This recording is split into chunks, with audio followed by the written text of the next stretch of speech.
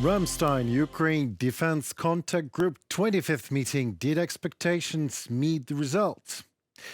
Let us find out in this episode. And the second topic, the cost of lying. Ex-Russian spy and ex-FBI informant Alexander Smirnov accused and jailed for 6 years in America. Good afternoon, my name is Henry Keane and we are UATV English. In English, speaking obviously, Ukrainian state media delivering hard truth in easy terms for the whole free world, directly from Ukraine. First of all, what is Ukraine Defense Contact Group, UDCG after all? Well, in plain terms, it is money and military power specifically for Ukraine. The UDCG includes about 50 countries, both NATO members and neutral states. They came together to coordinate and accelerate military assistance to Ukraine in its fight against criminal Russian aggression. Over 2.5 years, 24 meetings have taken place, resulting in the reinforcements of the Ukrainian defense forces with modern weapons. The allies have formed important coalitions to supply Ukraine with artillery, tanks, air defense systems, F-16 fighter jets, drones, demining equipment, and much more. Today, the Ramstein participants were focusing on support that will strengthen Ukraine in deterring Russian aggression now and in the future. According to Zelensky, one of the topics will be transfer of air defense systems. The Ukraine side is also counting on solutions against Russian aircraft and glide bombs, like those that killed so many civilians in Zaporizhia just yesterday. The Pentagon released a statement calling the January 9th meeting a landmark. It also stated that it would actually present an actual plan for Ukraine's defense capabilities to maintain a credible deterrent force until 2027. The leaders of the 8 coalitions will approve roadmaps with Ukraine needs and goals in Air Force armor, artillery, demining, drones, and missile defense information technology and maritime security. These roadmaps are intended to enable donors to plan for and support Ukraine's sustainability in the future, the Pentagon explained. At this milestone meeting, Secretary Austin will engage with defense ministers and senior military officials from around the world to discuss Ukraine's immediate battlefield needs, longer-term defense requirements, and the important coordination being conducted through the capability coalitions. The meeting will focus on the need to ensure continued delivery of key capabilities, including air defense systems, artillery munitions, and armored vehicles, as well as efforts to enhance the defense industrial base. From the publication on the Pentagon website, Earlier, the head of Ukraine's mission to NATO, Natalia Galibrenko, said she was looking forward to practical results, as she believes the administration in Washington has something to offer Kiev. The North Atlantic Alliance recently began coordinating military assistance, and the US is also expected to announce a very significant military aid package today. It will be the final package from the Biden administration. The aid will be allocated from the existing U.S. Army stocks, and Ukraine will receive it by January 20th latest. The exact contents of the package are yet unknown for obvious reasons. However, according to sources, Washington is running out of time to spend the remaining $4 billion approved by Congress in 2024, so Ukraine expects a package of at least $500 million. A Californian court sentenced former FBI informant Alexander Smirnov, who falsely accused the Biden family of taking a $10 million bribe from a Ukrainian business, to 6 years in American prison.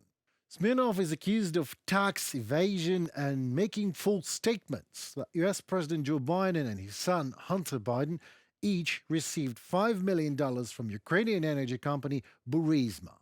Smirnov was also obliged to pay about $675,000 in reimbursement to the Internal Revenue Service, IRS, to compensate for tax evasion, according to CNN.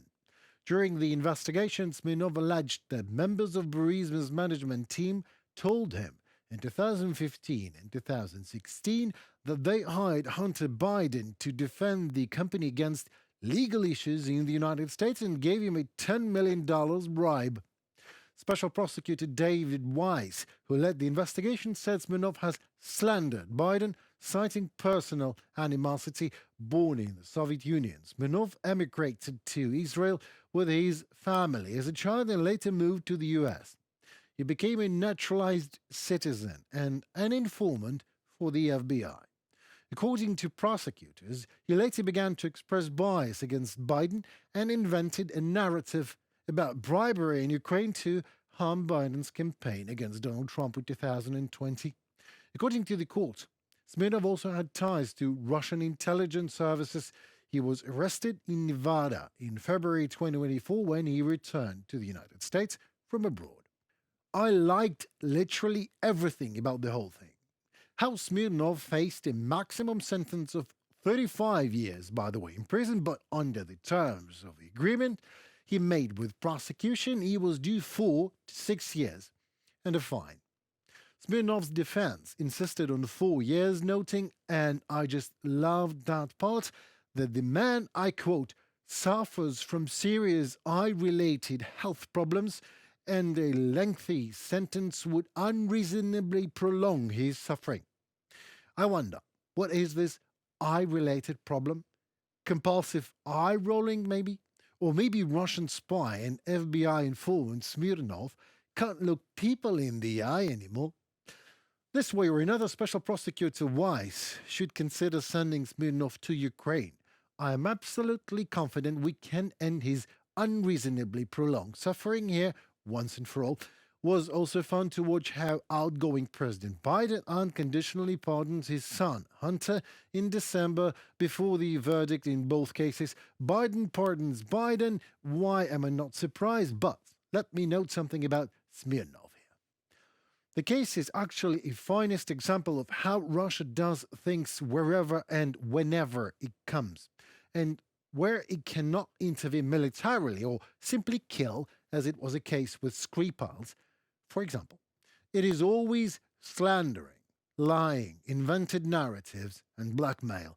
This is exactly what Russia is, a compilation of exactly that. So, from Russia with lies is a national Russian paradigm and a new norm. And this is why it is especially important, satisfying actually, to see Russian spy Smirnov in American jail. Let us all take it as a fortune-telling for Putin, shall we? That's it, folks, for today. Thank you so very much for your precious time with us. My name is Henry Keane, and we are Creative English, an English-speaking Ukrainian state media, doing our best to deliver hard truth in easy terms for the whole free world, for you, directly from Ukraine. Please like, share, and let us know how are we doing. Comment. Your voice matters as it helps Ukrainian voice to be heard globally. So stay safe and tune in for more already tomorrow. Goodbye.